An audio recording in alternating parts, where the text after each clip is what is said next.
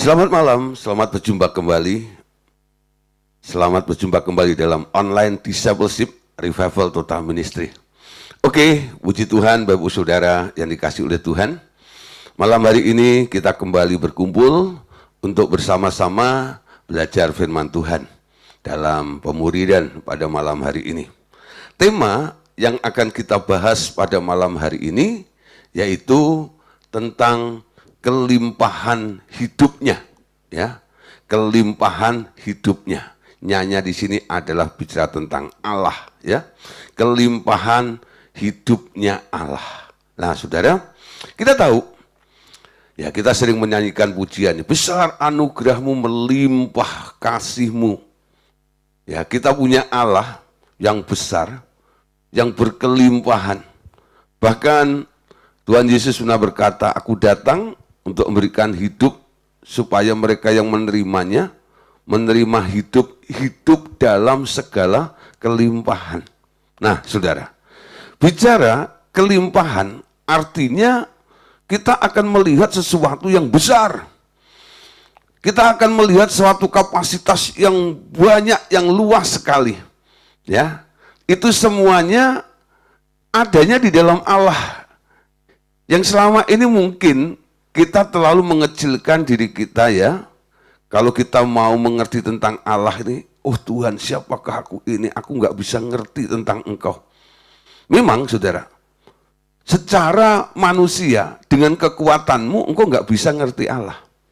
Tapi sekarang Allah datang sendiri, dia membuka dirinya, dia menyatakan dirinya, supaya kita yang nggak mampu untuk melihat tentang kebesaran kelimpahan Allah itu, akhirnya karena dia membuka dirinya, menunjukkan semuanya kepada kita, dan kita boleh melihat betapa Allah itu besar, betapa Allah itu dahsyat, betapa melimpahnya Allah itu. Amin. Nah, saudara, bicara tentang kelimpahan, pasti kita tahu, ya, ada takaran-takarannya. Jadi kalau sebuah gelas itu takarannya hanya 1 liter. Kalau diisi dengan air 1 liter, itu namanya pas, ya, cukup, ya, untuk gelas itu. Tapi kalau disebut melimpah, itu artinya air yang dituangkan itu melampaui kapasitas daripada gelas itu. Lebih daripada itu. Bisa 2 liter, bisa 3 liter, bisa 10 liter, bisa berapa kubik sekalipun, saudara. Ya, nah, saudara, bahkan mungkin, ya, gelasnya pun tenggelam di dalam air itu. Itu bicara tentang kelimpahan. Lebih, artinya apa yang ada di dalam diri Allah itu bukan hanya sekedar cukup untuk Allah sendiri, tapi bisa dibagikan oleh setiap umat Allah yang begitu banyak miliatan itu. Mereka semuanya boleh kebagian apa yang ada di dalam diri Allah itu. Nah, saudara, malam hari ini kita lihat dulu takarannya, ya, takaran kepenuhan Kristus. Saudara, bicara tentang Yesus, ya, pekerjaan Tuhan Yesus di bumi adalah memulihkan keadaan manusia kembali kepada level anak Allah, sampai takarannya sama dengan kepenuhan Dia, ya. Perhatikan, ini merupakan proyek daripada Tuhan Yesus ketika Dia ada di muka bumi ini, ya, adalah proyek untuk melakukan pemulihan keadaan manusia kembali kepada level Allah sampai takarannya sama dengan kepenuhan Dia. Nangkep, ya? Kenapa di sini dikatakan pemulihan, ya, memulihkan keadaan manusia kembali kepada level anak Allah. Kalau Anda lihat, ya, dalam silsilah Tuhan Yesus dalam Matius itu, ada memperanakkan ini, itu, dan sebagainya, ya. Nah, saudara, Adam itu anaknya siapa? Ya, Adam itu anaknya siapa? Itu kalau diurut dari bawah, saudara, ya, sampai kepada Yesus, ya, itu nanti Adam adalah anaknya Allah. Nanti lihat di catatan Alkitab, ya. Adam itu disebut anaknya Allah. Jadi status, sebutan, fakta bahwa manusia itu dulu anak Allah, itu pernah terjadi sebelum jatuh dalam dosa. Ya. Sebelum jatuh dalam dosa, manusia itu anaknya Allah. Amin. Tapi citra itu dirusak oleh si iblis. Sehingga semua keturunan Adam itu tidak mencerminkan adanya benih Allah di dalam diri manusia, yang nampak malah benih iblis. Makanya Yesus datang untuk menggenapi tuntutan hukum Taurat, supaya bisa melakukan pemulihan kepada semua orang yang percaya kepadanya, nanti akan dipulihkan kembali derajatnya menjadi seperti Yesus, yaitu menjadi anak Allah. Yohanes 1:12 ya. Semua orang yang percaya kepada Yesus sekarang diberi hak, diberi kuasa untuk menjadi anak-anak Allah. Ini proyek yang dikerjakan oleh Tuhan Yesus sebagai targetnya. Setiap orang yang percaya kepada Tuhan Yesus langsung ditawarkan, mau jadi anak Allah enggak? Mau jadi anak Allah enggak? Nah saudara, kesadaran mau diubah, dipulihkan kembali menjadi anak Allah itu harus terbangun terus dalam kehidupan kita. Tiap hari kita harus berpikir, kapan saya ini benar-benar menjadi anak Allah, bukan hanya secara teori atau yuridis, tapi secara de facto, secara fakta. Dalam pikiran, perkataan, perbuatan, kita bisa mencerminkan Allah di dalam kehidupan kita. Nah, oleh sebab itu, takarannya Anda akan dibuat menjadi penuh sama seperti Yesus. Ya, itu bisa diartikan bahwa Anda ini adalah cloning sepenuhnya dari Yesus yang dahulu pernah hidup di dunia. Hanya Anda tidak perlu benar-benar digantung secara tubuh di kayu salib. Hanya sifat dan tabiat daging yang harus ditiadakan di dalam Anda. Amin. Nah, saudara, Anda di-cloning di dalam Yesus supaya Anda bisa menjadi seperti Yesus. Bagaimana caranya? Anda nggak perlu mati di atas kayu salib kayak Yesus, tapi hanya satu hal yang perlu Anda lakukan. Sifat dan tabiat daging Anda harus dilenyapkan dari diri Anda. Amin. Yohanes 10:10. Pencuri datang hanya untuk mencuri dan membunuh dan membinasakan. Ya. Nah, aku datang supaya mereka mempunyai hidup dan mempunyainya dengan berlimpah-limpah, atau mempunyai dalam kelimpahan, berlimpah-limpah. Saudara, hidup yang dibagikan, yang di-share oleh Tuhan Yesus ke dalam diri orang percaya itu, sumbernya dari mana? Sumbernya dari Bapa. Ya. Karena Yesus berasal dari Bapa. Yesus membawa hidupnya Bapa di dalam dirinya. Yesus mengalami kelimpahan hidupnya Bapa, sehingga dia bisa berbagi kepada orang-orang yang minus, yang kekurangan, yang nggak memiliki hidup itu sama sekali. Jadi di dalam Yesus ada hidup. Menerima Yesus, menerima hidup. Hidupnya siapa?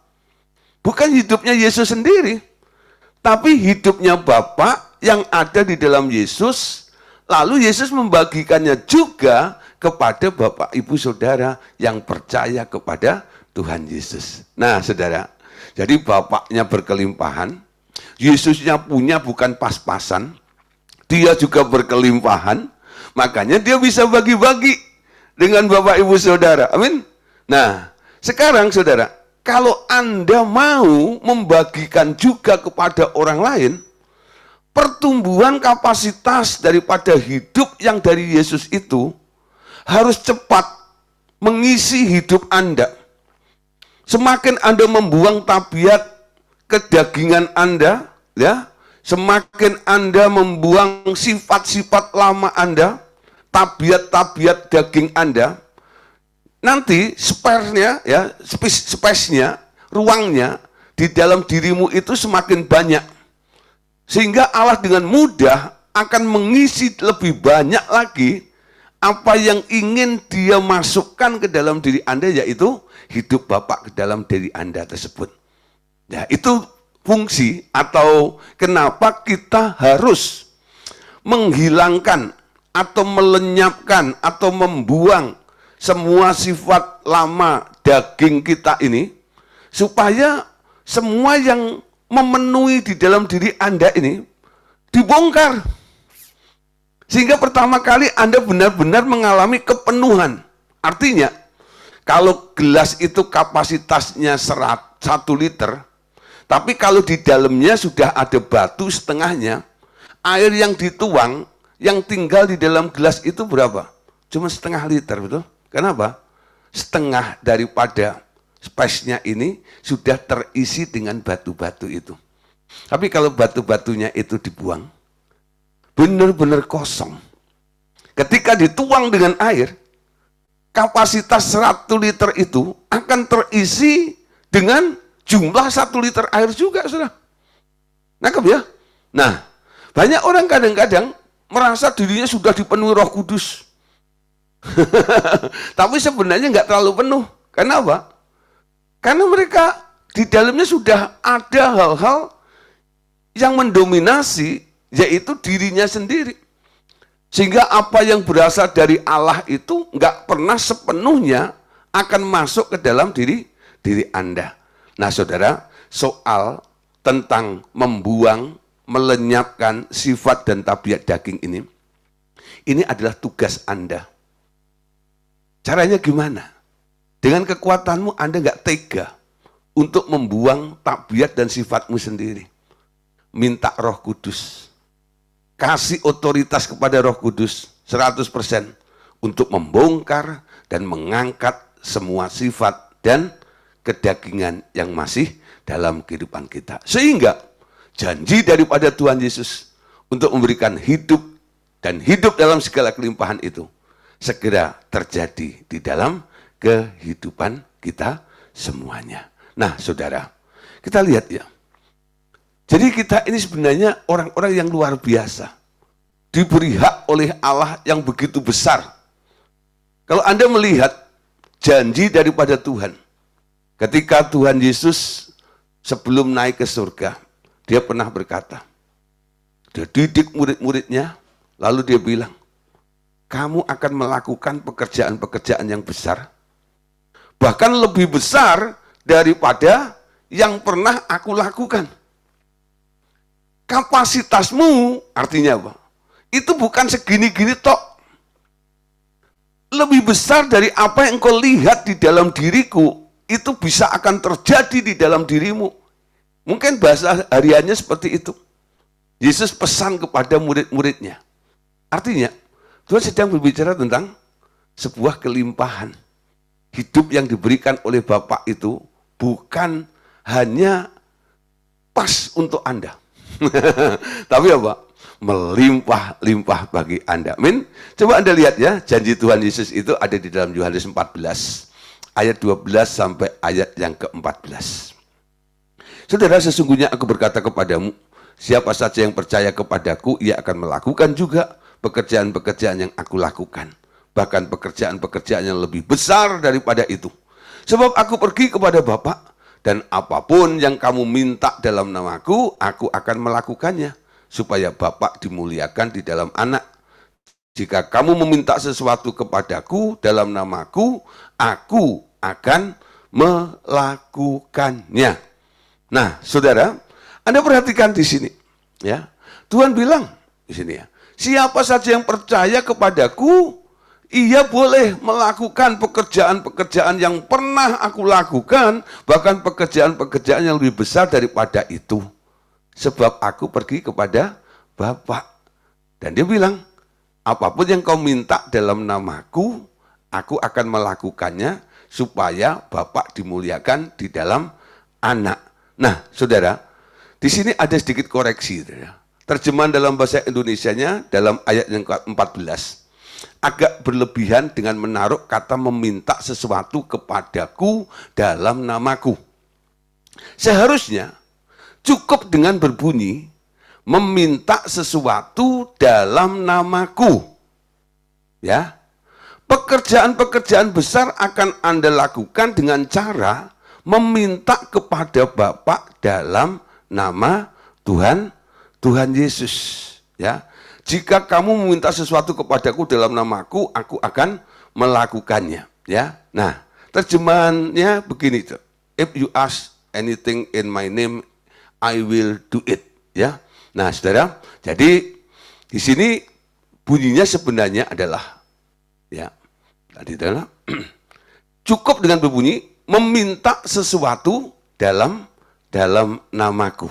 Nah, saudara, jadi ada satu hal, kita boleh minta kepada Bapa langsung. Pakai nama Yesus. Ya, setiap kita berdoa, Anda pasti akhiri dengan apa? Di dalam nama Tuhan Yesus. Mintanya kepada siapa? Kepada Bapa.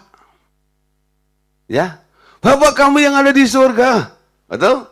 Anda menyapa Bapa, lalu Anda ngomong banyak dengan Bapa, termasuk meminta sesuatu kepada Bapa, lalu Anda akhiri di dalam nama Tuhan Yesus. Artinya apa, saudara? Hakmu sama seperti Yesus. Betul? Kalau Yesus minta kepada Bapaknya, sekarang Anda pun juga boleh minta kepada Bapakmu, Bapak di surga, yang adalah Bapaknya Yesus dan juga Bapakmu, nggak melalui Yesus, tapi direct, langsung kepada Bapak. Nanti Anda cari ayat ya, yang mengatakan, sekarang ku katakan ya, kamu tidak minta kepadaku lalu aku minta kepada Bapak, tapi kamu boleh langsung minta kepada Bapak dalam namaku. Nanti Bapak akan melakukannya itu. Saudara lihat di sini, ya, ada kesamaan sumbernya. Kita langsung bisa direct kepada sumber itulah. Ya, nah saudara, di dunia ini kan banyak orang untuk mencapai kepada Bapa itu kan selalu terus lewat pengantara-pengantara itu ya. Tugas Yesus adalah mempertemukan kita dengan Bapa supaya kita sadar rencana daripada Allah awalnya. Dia mau menjadikan Anda dan saya adalah anaknya. Itu boleh terjadi kembali. Setelah kita ngeh, setelah kita ngerti bahwa itu Bapakmu, betul ya? Bapak itu Bapakmu, Allah Bapak itu Bapakmu. Anda nggak sungkan-sungkan. Ada anak ya, kalau mau minta pada bapaknya seluruh saudara, koh, gitu. Kak, bang, mintain dong ke papi, gitu ya. Pertama-tama dibantu ya. Ya udah, nanti koko minta ya sama papi. Ya, lalu kokonya minta, nah, Pak, Dedek minta ini, ya. Kenapa nggak minta sendiri? Ya dia suruh saya. Sudah, bapaknya kasih. Ya, kasihnya kepada kokonya, kokonya kasih kepada adiknya. Nih, dari papi. Pengantara tuh. Nah, sampai kapan? Dia terus pakai pengantara seperti itu. Lama-lama, kokonya akan sedikit curiga ini. Loh, adikku ini gimana sih? Kok nggak berani menghadap langsung kepada bapaknya? Nah, saudara, sekarang Yesus ajarkan. Memang awalnya, aku mintakan semuanya kepada Bapa untukmu. Tapi akhirnya, kamu harus minta sendiri, direct langsung kepada Bapa. Mintalah kepada Bapa dalam namaku, maka aku akan melakukannya. Nah, saudara, dari sini bisa kita simpulkan, saudara. Yesus datang membawa hidup, bukan? Nah, hidup yang dibawa oleh Tuhan Yesus adalah titik mula segala pekerjaannya. Perhatikan sekali lagi. Hidup yang dibawa oleh Tuhan Yesus adalah titik mula segala pekerjaannya. Jadi yang perlu disadari apa? Anda terima Yesus, Anda terima hidup. Anda punya hidup. Hidupnya siapa? hidupnya Bapa sekarang ada di dalam dirimu. Nah, mulai dari ini, dari titik ini, aku punya hidup. Dulu manusia itu telah divonis. Manusia itu daging, betul ya? Ketika makan buah pengetahuan baik dan jahat, manusia itu pasti mati, betul? Sekarang statusmu berubah. Anda bukan lagi daging yang mati, tapi sekarang kita adalah makhluk yang hidup, betul? Karena punya hidup. Beda, saudara. Sesuatu yang hidup dan sesuatu yang mati. Ya, Alkitab juga mengatakan, singa yang mati, singa anjing yang hidup lebih berharga daripada singa yang mati. Kalau dua-duanya hidup, ya singanya lebih berharga, saudara. Ya, nah dari orang nggak berharga ini, karena dibandingkan dengan yang awalnya berharga, tapi karena sudah mati, makanya yang hidup itu sekarang lebih berharga. Jadi yang membuat kita berharga apa? Karena engkau punya hidup. Amin. Engkau punya hidup. Orang yang punya hidup punya pengharapan. Amin. Orang yang mati pikirannya ambles terus. Jadi kadang-kadang kalau orang punya masalah lalu minta konseling, apa yang saya lakukan? Saya ajak ngobrol. Saya berikan pengharapan. Saya bicara tentang janji-janji Tuhan. Ada pengharapan, asal engkau punya iman, ini dan itu dan sebagainya. Apa sih sebenarnya sedang saya lakukan? Membawa orang ini kepada aliran. Supaya dia nyadar. Supaya ketemu, terkonek dengan Allah. Bergantung dengan Allah. Sehingga aliran hidup itu mengalir. Lalu merasakan ya, ada damai. Nah, ketika merasa damai, di sini saudara, saya mulai mengerti. Allah telah terkonek dengan dia. Buktinya apa? Damai. Damai itu bukan jawaban. Damai itu hanya signal. Ya, signal bahwa manusia terhubung dengan sumber damai.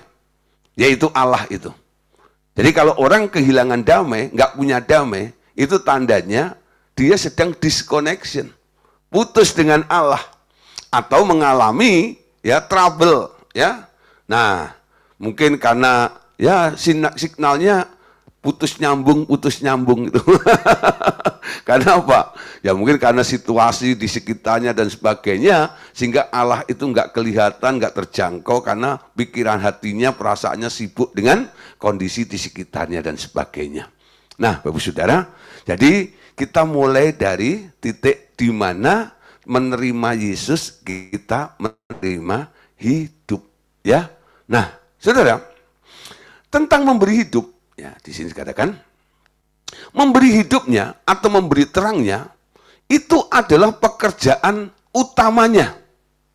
Nah, Saudara, jadi ketika Yesus ada di muka bumi, dia punya pekerjaan yang harus dikerjakan. Yang pertama apa? Memberi terang, ya, memberi hidup, memberi terang. Tandanya hidup itu kalau ada terangnya, ya. Nah, Yesus bilang, akulah terang dunia. Saudara, dunia ini kalau nggak ada matahari, itu tumbuh-tumbuhan akan mati semuanya, betul? Nah, jadi mereka membutuhkan penyinaran daripada terang itu. Terang itu membawa hidup. Jadi ketika seseorang diterangi mata hatinya, mereka punya pengharapan, artinya punya hidup. Lah, Bapak Saudara, Yohanes Pembaptis dikatakan dia bukan terang itu sendiri. Dari semua nabi dan hamba Tuhan, dia adalah yang terbesar. Namun yang terkecil sekalipun dari kerajaan surga, ia sudah lebih besar dari Yohanes Pembaptis. Anda sudah lebih besar dari Yohanes secara kelahiran. Karena Anda telah dilahirkan 2 kali. Dilahirkan baru menjadi anak Allah. Anda adalah terang dunia. Sama seperti Tuhan Yesus. Anda menerima hidup berkelimpahan. Bahwa itu menjadi terang dunia. Nah, saudara, kita lihat dulu ya beberapa ayatnya, nanti saya jelaskan. Dalam Dia ada hidup, dan hidup itu adalah terang manusia. Terang itu bercahaya di dalam kegelapan, dan kegelapan itu tidak menguasainya. Datanglah seorang yang diutus Allah, namanya Yohanes. Ia datang sebagai saksi untuk bersaksi tentang terang itu, supaya melalui dia semua orang menjadi percaya. Ia bukan terang itu, tetapi ia harus bersaksi tentang terang itu. Terang yang sesungguhnya yang menerangi setiap orang sedang datang ke dalam dunia.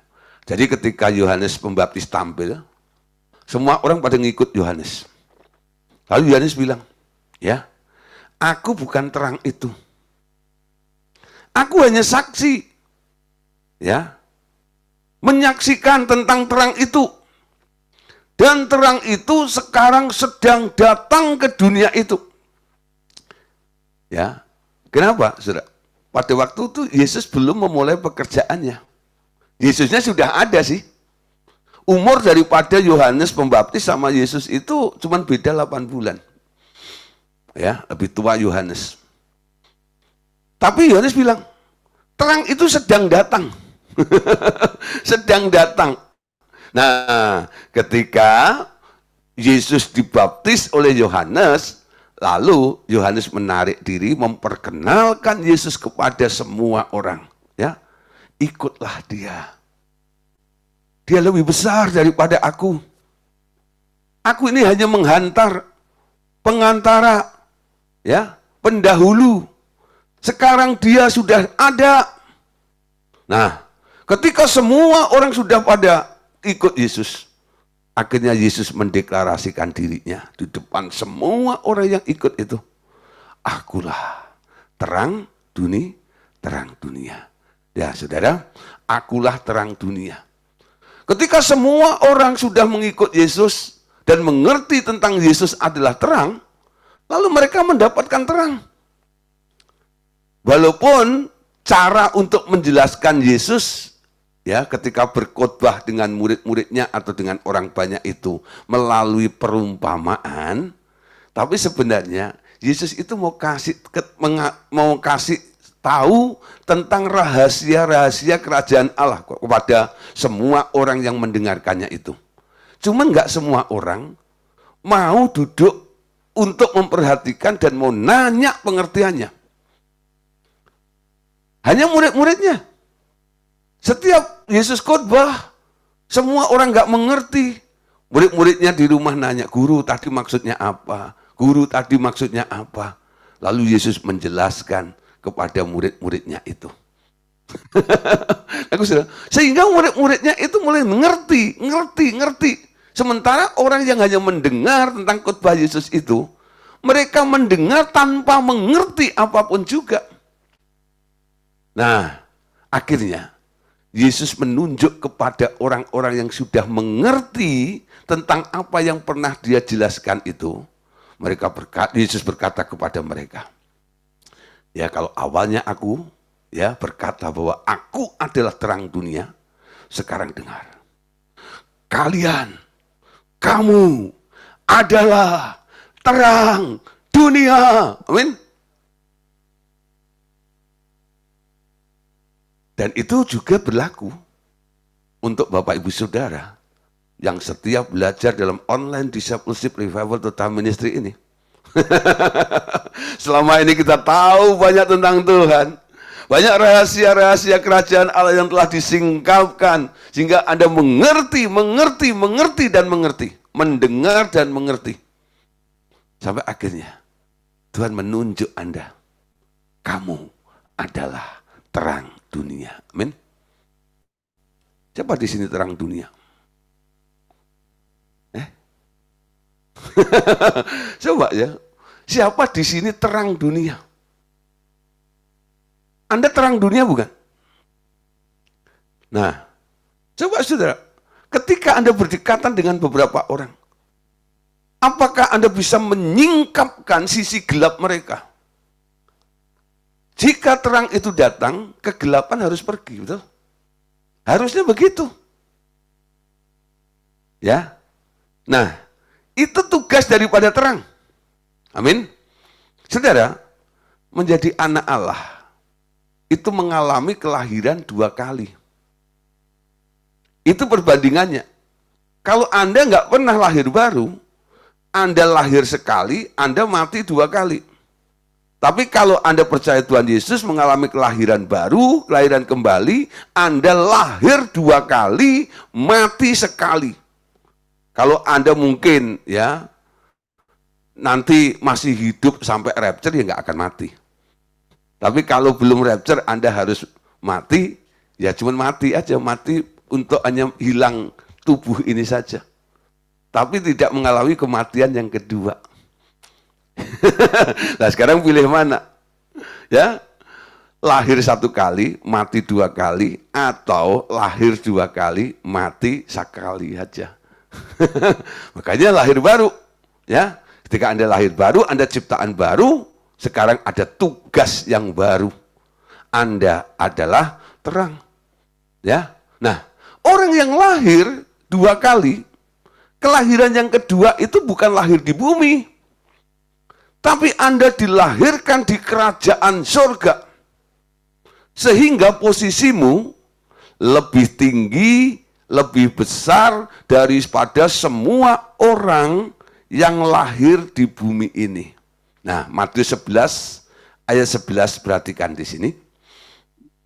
Aku berkata kepadamu, sesungguhnya di antara mereka yang dilahirkan oleh perempuan, tidak pernah tampil seorang lebih besar daripada Yohanes Pembaptis. Namun, yang terkecil dalam kerajaan surga lebih besar daripadanya. Saudara, di antara orang yang pernah lahir oleh perempuan, yang paling top TOP itu adalah Yohanes Pembaptis. Elia kalah. Ya, Yesus yang ngomong. Ya, Musa kalah. Yohanes Pembaptis. Namun dikatakan yang terkecil dalam kerajaan surga, yang lahir 2 kali, lahir kembali, mengalami kelahiran baru, lebih besar dari Yohanes Pembaptis. Jadi orang lahir baru itu derajatmu naik. Amin. Derajatmu naik. Jadi melahirkan baru orang itu mengangkat derajat orang itu. Posisinya naik, lebih tinggi, lebih besar daripada semua orang yang pernah lahir dari perempuan. Ya. Nah, saudara, karena Anda sudah naik ke sana, levelmu naik, kapasitasnya juga naik. Disertai dengan tugas yang baru. Tugasnya apa sekarang? Anda dijadikan terang oleh Tuhan untuk menggantikan posisi Tuhan Yesus ketika ada di muka bumi. Matius 5 ayat 14 sampai ayat 16. Kamu adalah terang dunia. Kota yang terletak di atas gunung tidak mungkin tersembunyi. Lagi pula orang tidak menyalakan pelita lalu meletakkannya di bawah gantang, melainkan di atas kaki dian, sehingga menerangi semua orang di dalam rumah itu. Demikianlah hendaknya terangmu bercahaya di depan orang, supaya mereka melihat perbuatanmu yang baik dan memuliakan Bapakmu yang di surga. Nah, saudara perhatikan di sini. Kamu adalah terang dunia. Terangnya seperti apa? Kota yang terletak di atas gunung tidak mungkin tersembunyi. Artinya apa? Terangmu bisa menjangkau tempat yang tinggi di atas gunung sekalipun. Tapi syaratnya, saudara, jangan sampai pelita itu engkau letakkan di bawah gantang, tapi letakkanlah di atas kaki dian, sehingga menerangi semua orang di dalam rumah itu. Dan hendaklah terangmu bercahaya di depan orang, supaya mereka boleh melihat perbuatanmu yang baik dan memuliakan Bapakmu yang di surga. Dulu saya sempat bingung, bagaimana terang itu bisa menjangkau di tempat yang tinggi, sampai di tempat yang tersembunyi, yang di tinggi itu tidak ada yang tersembunyi. Bisa kelihatan semuanya gara-gara terang itu. Coba saudara, saya coba membayangkan kalau saya bawa lampu gitu ya, atau lilin, atau obor, atau lampu petromak gitu ya. Nah, terus saya bawa, kapasitasnya paling juga sekitar gini toh. Yang kejangkau biasanya lebih banyak yang ada di bawahnya, bukan yang di atasnya. Bagaimana terang itu bisa menjangkau di tempat yang tinggi itu? Saya berdoa, saya minta hikmat daripada Roh Kudus. Lalu Roh Kudus menjelaskan begini. Ya, gimana terangmu bisa menerangi tempat yang tinggi itu? Aku bawa engkau ke tempat yang tinggi. Selama engkau ada di tempat yang rendah, terangmu nggak akan nyampe ke sana. Ya, terangmu akan menjangkau tempat yang tinggi itu bersamaan dengan status yang Tuhan tingkatkan di dalam hidup kita. Jadi orang yang lahir baru akan mengalami peningkatan hidupnya. Derajatnya diangkat, saudara. Amin. Nah, untuk apa? Sekarang coba ya, kita yang telah ikut Tuhan, lalu Anda diberkati oleh Tuhan, posisimu di dalam perusahaan mengalami kenaikan pangkat, itu ya, dari ya karyawan biasa, sekarang jadi manajer, gitu ya, naik ke sana. Pernahkah Anda berpikir dan bertanya kepada Tuhan, Tuhan, kenapa engkau angkat aku sampai di level ini? Kadang-kadang Anda heran, kenapa engkau yang dipilih untuk menduduki tempat yang tinggi itu? Karena Tuhan bilang, ya, aku mengangkat engkau menjadi kepala bukan ekor. Amin. Engkau tetap naik, gak pernah turun. Itu janjinya Tuhan. Kenapa Tuhan membawa menjanjikan hal itu kepada kita semuanya? Bukan hanya membuat Anda senang aja, enggak. Ada tujuannya. Aku bawa engkau ke tempat tinggi, supaya terangmu juga menjangkau orang-orang di level itu juga. Amin. Ada orang yang diberkati, ya, dulu miskin, banyak utangnya, mau makan aja kasbon itu dan sebagainya. Akhirnya Tuhan memulihkan hidupnya. Sekarang jadi konglomerat, jadi kaya raya. Ketika kaya, nggak pernah nanya Tuhan. Tuhan, kenapa engkau buat aku menjadi kaya? Coba, nanti selesai acara ini. Kalau engkau merasakan Tuhan telah mengangkat levelmu, Anda tanya sama Tuhan, Tuhan, kenapa engkau angkat aku sampai di level ini? Apa tujuannya? Apa yang kau inginkan? Ketika engkau berani bertanya seperti itu, jawabannya yakin saya. Ya, aku bawa ke sini supaya engkau bisa menjadi terang di level itu. Ketika engkau berhasil menjadi terang di level itu, dan Tuhan ingin Anda menjadi terang di level yang berikutnya, di atasnya lagi, Tuhan akan mengangkat engkau lebih tinggi dan lebih tinggi lagi. Amin. Siapa mau diangkat Tuhan lebih tinggi lagi? Gak ada. Gak ada ya. Ya, maunya tetap aja ya, jadi orang bawah diinjak-injak gitu ya. Nah, Pak, saya pengen. Tapi Anda tahu konsekuensinya. Ketika Tuhan bawa Anda di level itu, Tuhan mau terangmu bercahaya di situ. Jangan ditutup dengan gantang atau ditarik di tempat tidur. Jangan nikmati posisimu itu untuk dirimu sendiri. Jangan nikmati kekayaanmu itu untuk dirimu sendiri. Ayat 16 tadi dikatakan, demikianlah hendaknya terangmu bercahaya di depan semua orang, supaya mereka melihat perbuatanmu yang baik dan memuliakan Bapakmu yang di surga. Amin. Jadilah manajer yang memuliakan Bapak di surga. Jadilah direktur yang memuliakan Bapak di surga. Jadilah bos yang memuliakan Bapakmu di surga. Jadilah orang yang kaya yang memuliakan Bapakmu yang di surga. Dengan perbuatanmu. Seperti Yesus.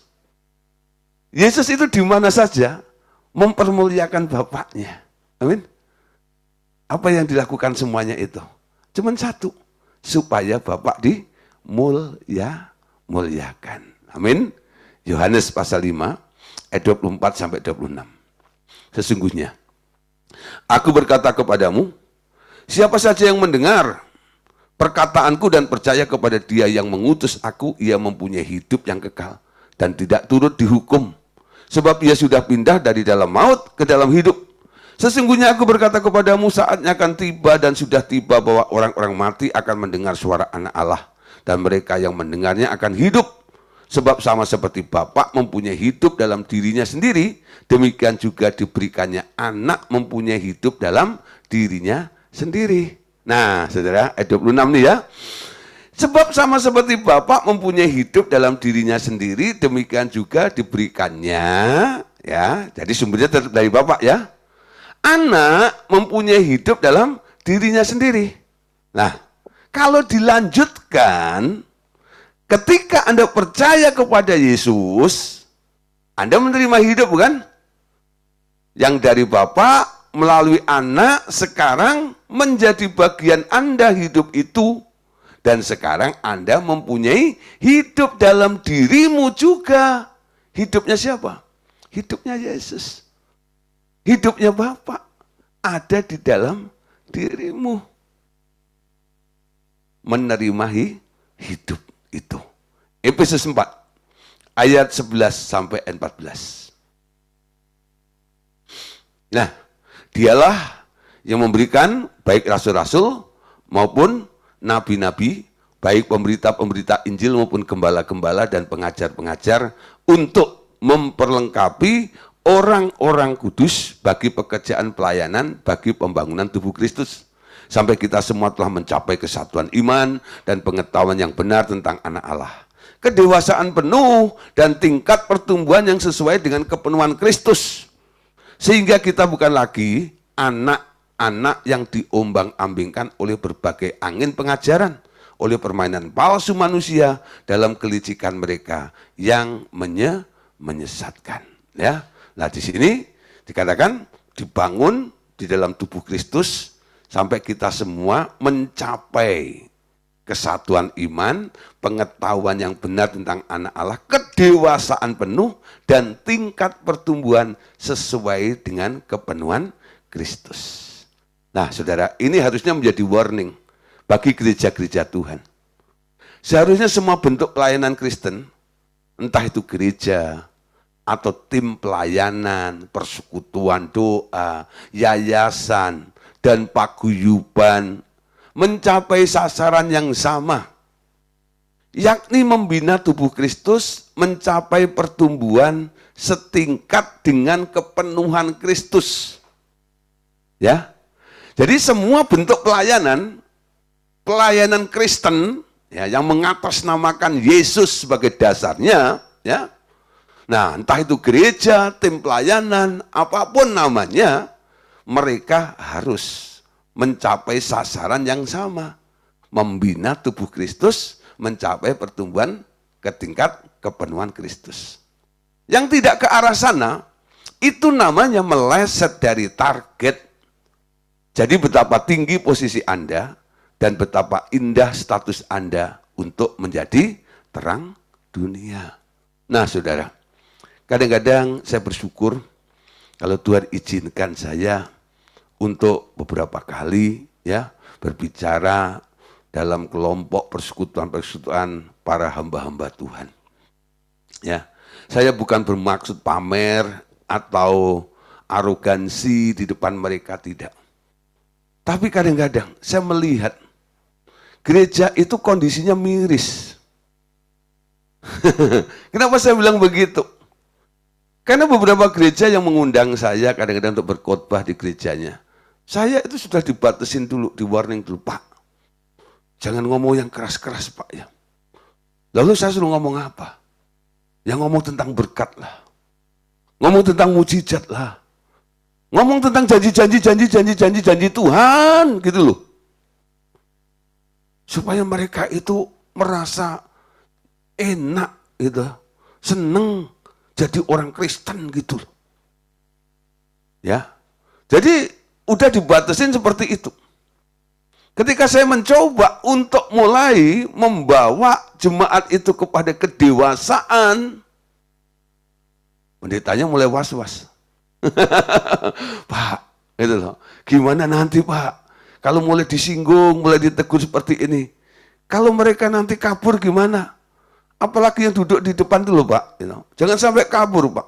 Itu cukongnya Pak. Kalau enggak nanti biaya gereja gimana? Jangan disinggung ya Pak. Gitu ya.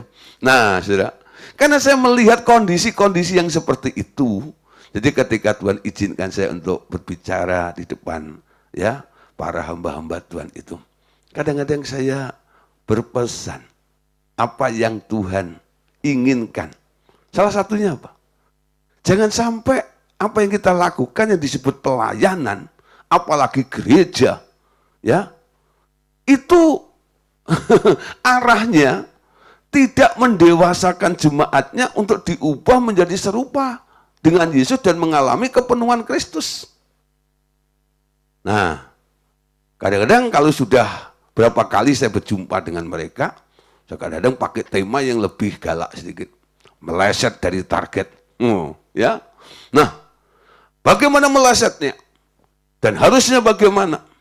Ada koreksinya dari situ. Memang ada yang suka, ada yang enggak. Tapi tugas saya hanya menyampaikan. Ini yang diinginkan oleh Bapak. Amin. Dan saya harap Bapak Saudara yang ikut kelas pemuridan dalam online discipleship revival total ministry ini, Anda sudah sering mendengar tentang target-target daripada Allah ini. Yuk mulai bertumbuh. Ya. Pertumbuhanmu itu nanti akan menjadi sebuah bukti bahwa memang ini plan, ini adalah rencana Allah untuk Anda bertumbuh dan Anda dibawa untuk menjadi serupa mengalami kepenuhan Kristus di dalam hidup Anda. Amin. Nah, dimulai dari apa? Dimulai dari Anda punya hidupnya Yesus itu. Zoe, hidupnya Yesus. Nah, saudara, sesudah Anda pindah daerah, ya, dari daerah mati atau dari mati menjadi hidup, hidup Anda segera dibuatnya berkelimpahan agar menjadi terang dunia yang semakin lama semakin besar ukurannya, tidak kurang dari seperti Yesus. Coba nanti kalau ada orang lagi nyanyi lagu ya, ku mau sepertimu Yesus disempurnakan selalu ya. Seperti Yesus, itu saja ku minta. Wah, mintanya seperti Yesus. Lalu mungkin ditanya, kamu minta jadi seperti Yesus? Kalau sudah jadi kayak Yesus mau ngapain? Ya, nah nggak ngerti. Kita harus tahu, menjadi seperti Yesus itu adalah keinginan daripada Bapa untuk kita. Harusnya, saudara, kita nggak usah merengek-rengek, ubah aku menjadi sepertimu Tuhan. Dia yang pengen Anda menjadi seperti dia. Dan hari ini, Anda mengerti tentang keinginannya untuk Anda mau diubah menjadi seperti dia, Anda tinggal bilang, terima kasih Tuhan, hari ini aku tahu, Engkau mau ubah aku menjadi serupa dengan Yesus. Dan aku tahu, aku mengerti kenapa Engkau mengubah aku menjadi serupa dengan Yesus mengalami kepenuhan Kristus itu. Supaya aku boleh menjadi terang bagi dunia ini. Enggak saudara, ya. Nah, kalau Anda hanya minta tanpa ada tujuannya, Jadi kalau Anda sudah jadi kayak Yesus, Anda nggak tahu kerjaannya. Tapi kalau Anda merespon, mulai berkata, yes, terima kasih Tuhan. Engkau mau aku diubah menjadi seperti Yesus. Aku mau diubah seperti itu. Karena aku tahu juga, kenapa engkau mau mengubahku. Karena engkau mau pakai aku untuk menjadi terang bagi dunia ini. Amin. Lebih mudah bukan? Dengan Anda meminta kadang-kadang, waduh itu agak lama. Tapi mengetahui dulu rencana Allah untuk Anda, lalu Anda agree, ya, setuju, merelakan diri Anda untuk diubah, dengan cepat Anda akan berubah, dan rencana Anda Allah akan cepat tergenapi dalam kehidupan kita. Nah, saudara, panggilan kita itu apa sih? Panggilannya untuk Anda menjadi hamba Tuhan adalah panggilan untuk bersama menerangi dunia ini dengan memberikan hidup Yesus yang mengalir, ya, yang mengalir dalam diri Anda kepada dunia sekeliling Anda, ya, sekeliling Anda. Nah, saudara, panggilannya adalah bersama untuk menerangi dunia. Ini panggilan, ya, untuk menjadi terang dunia, ya. Nah, menjadi terang dunia. Nah, saudara, jadi panggilan ini harus kita respon dan harus kita ketahui. Nah, saudara, sekarang kita lihat tentang hidup manusia. Kita tahu bahwa hidup Tuhan Yesus adalah hidup yang sederajat dengan hidupnya Allah. Manusia pertama, Adam menerima hidup dari Yehova. Ketika dosa dimulai, Adam terpisah dari Tuhan, tetapi masih memiliki kapasitas yang luar biasa. Hidupnya mencapai 930 tahun, itu umurnya Adam, ya. Tetapi mati karena hubungannya dengan Tuhan terputus. Kapasitas itu dikurangi menjadi tinggal 1/8 dari yang semula. Ya. Menjadi 120 dari 1000 tahun itu jadi 1/8-nya, ya. Tinggal 120 tahun. Karena apa? Karena produksi hidup itu adalah kejahatan semata-mata. Nah, lihat saudara, ya, tadi ada pengurangan. Bukan ditambah lagi, ya. Kejadian 5, ayat yang ke-5. Jadi Adam mencapai umur 930 tahun, lalu ia mati, ya. Mati. Jadi umurnya hampir mencapai 1 hari, yaitu 1000 tahun, cuman 930 tahun. Tapi karena dosa, lalu didiskon atau dikorting oleh Allah dalam Kejadian 6 ayat 3, berfirmanlah Tuhan, rohku tidak akan selama-lamanya tinggal di dalam manusia, karena manusia itu adalah daging, tetapi umurnya akan 120 tahun saja. Ya, nah saudara, itu cuman berapa? 1/8-nya. 1/8-nya. Tapi saudara, kita lihat, Tuhan akan memulihkannya. Kapan pemulihan itu akan terjadi? Umur manusia itu akan panjang lagi. Kapan itu? Nah, saudara, keadaan ini akan terjadi, ya, akan dipulihkan lagi dalam masa kerajaan 1000 tahun kelak. Anda baca dalam Yesaya 65 ayat 18 sampai 20. Tetapi bergidanglah dan bersorak-soraklah untuk selama-lamanya atas apa yang kuciptakan, sebab sesungguhnya aku menciptakan Yerusalem penuh dengan sorak-sorak dan penduduknya penuh kegirangan. Aku akan bersorak-sorak karena Yerusalem dan bergirang karena umatku, di dalamnya tidak akan kedengaran lagi bunyi tangisan dan bunyi erang pun tidak. Di situ pun akan ada lagi, tidak akan ada lagi bayi yang hanya hidup beberapa hari atau orang tua yang tidak mencapai umur suntuk. Sebab siapa yang mati pada umur 100 tahun, ya, masih akan dianggap muda. Dan siapa yang tidak mencapai umur 100 tahun akan dianggap kena kutuk. Ya, itu nanti terjadi tuh, ya, di kerajaan 1000 tahun itu, ya. Ayat 22. Mereka tidak akan mendirikan sesuatu supaya orang lain mendiaminya, dan mereka tidak akan menanam sesuatu supaya orang lain memakan buahnya. Sebab umur umatku akan sepanjang umur pohon, dan orang-orang pilihanku akan menikmati pekerjaan tangan mereka.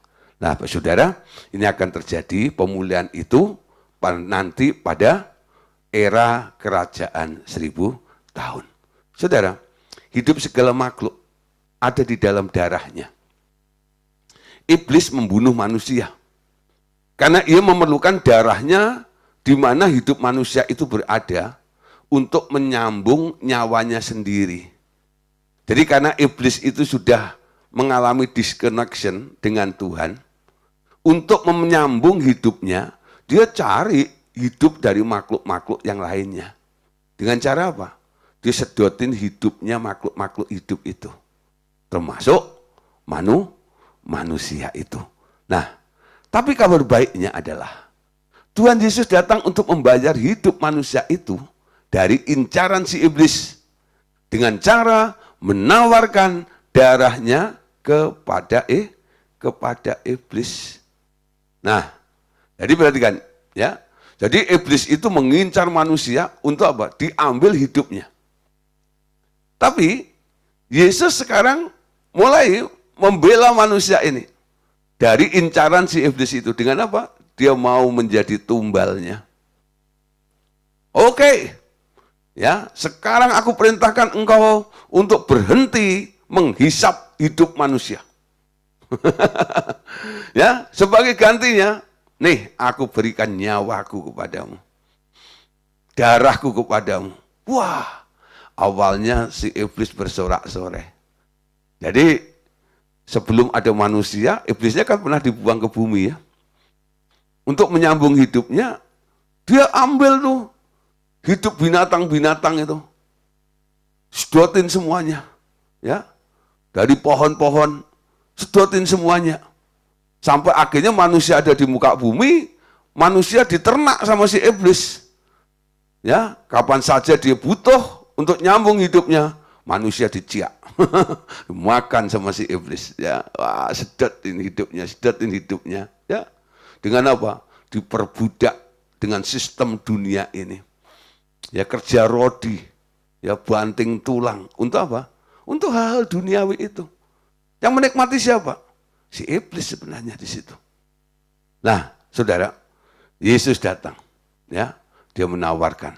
Oke, sekarang untuk mengganti manusia ini, kamu boleh hisap, ambil hidupku, darahku ini. Si iblis senang ini, ya. Ini darahnya Yesus loh. Darahnya amat kuasa. Ini darah yang luar biasa. Hidup yang begitu mulia. Ya, lebih daripada manusia itu. Nah, dia keenakan tapi lupa statusnya atau kondisinya. Ketika dia minum darah Yesus, muntah dia. Kenapa saudara muntah? Saudara, Anda tahu ya? Paulus pernah mengingatkan kalau mau perjamuan kudus, hamba Tuhan bacain ayat itu. Enggak semua orang boleh mengambil perjamuan kudus. Karena perjamuan kudus itu sedang makan tubuh dan darah Yesus. Paulus bilang, ketika dilakukan perjamuan itu, enggak sedikit ada orang yang sakit bahkan mati. Kenapa? Menerima tubuh dan darah itu dengan kondisi tidak layak, tidak pantas.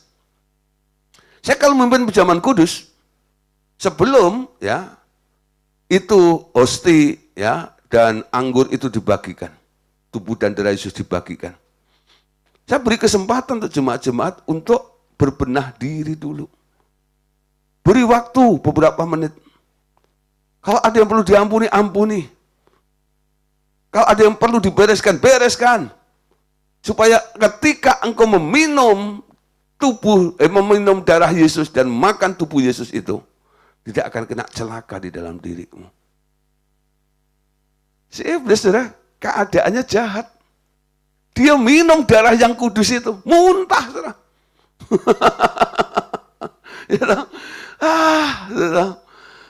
Saudara, nggak tahan minum darah itu. Ya, jadi iblis nggak bisa menguasai Yesus.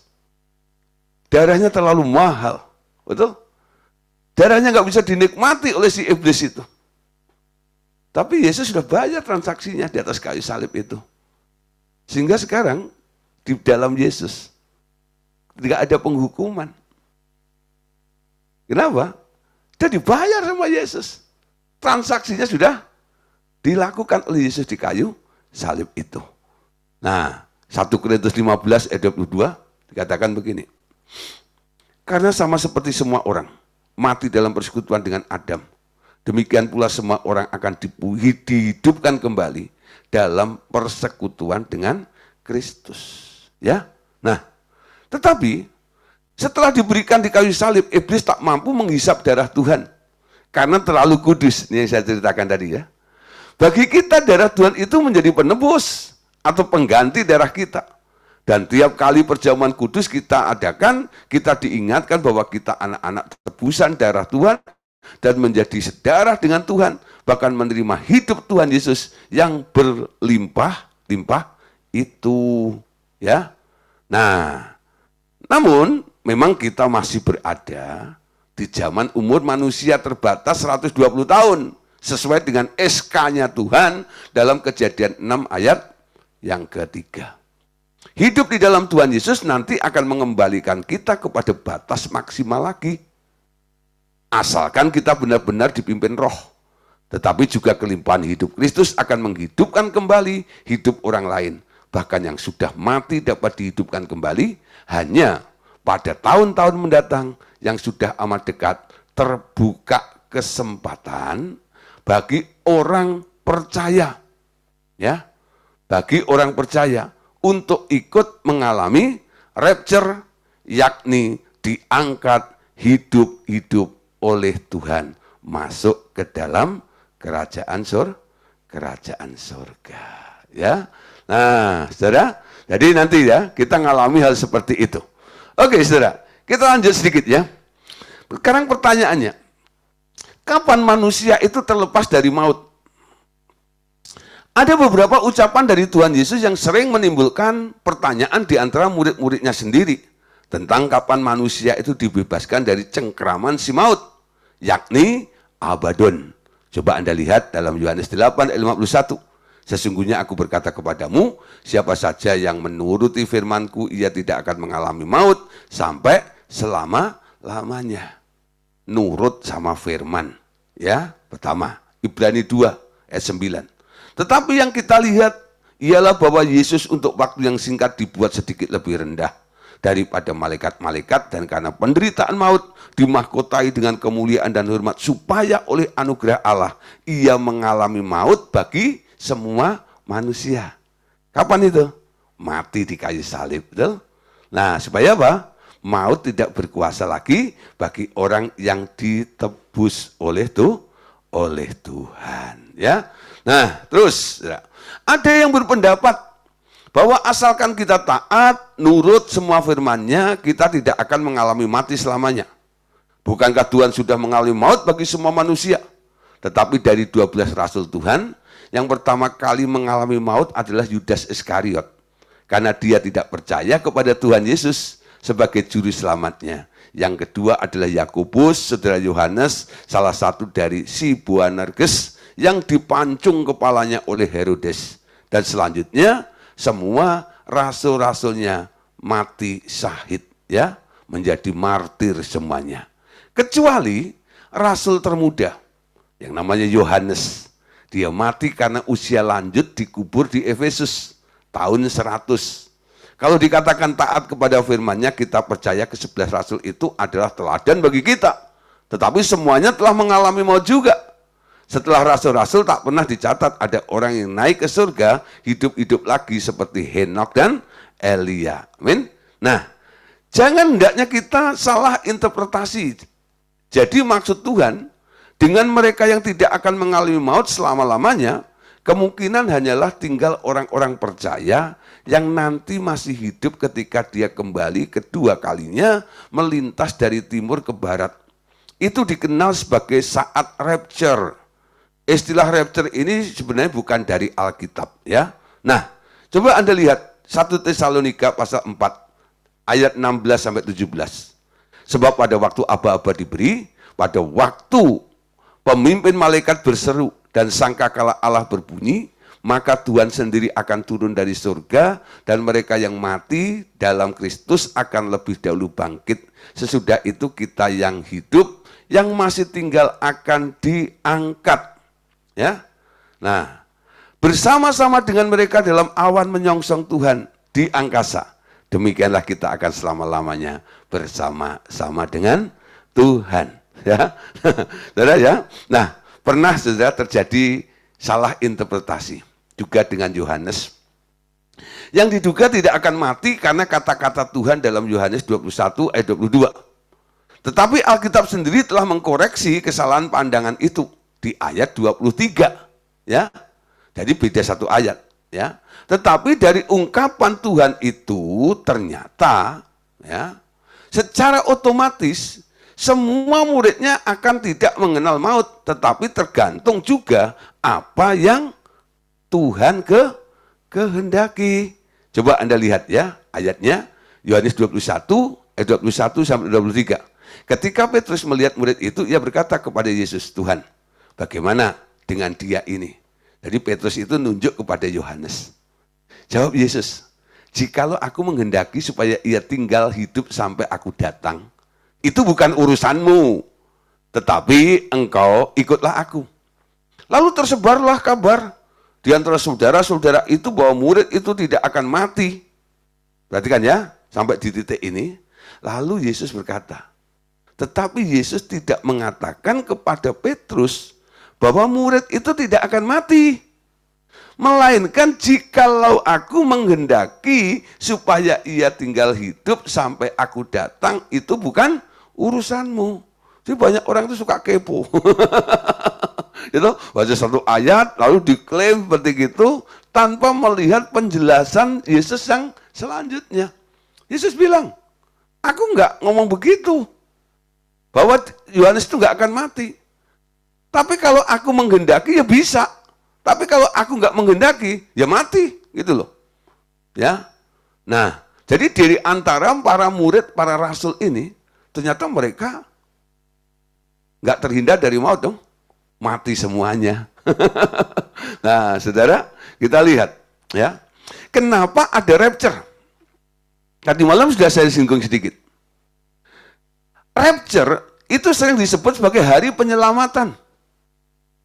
Diselamatkan dari apa? Bukankah kita selamat karena percaya kepada Yesus? Jadi rapture itu Anda diselamatkan dari antikris dan juga dari Abaddon yang adalah roh maut itu.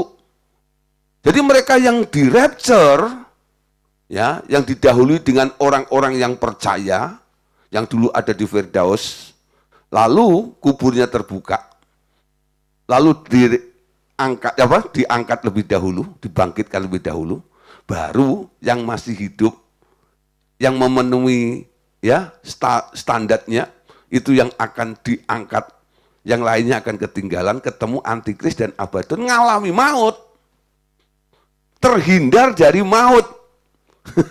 Itu saudara, dekade itu, masa rapture itulah, ini yang dijanjikan.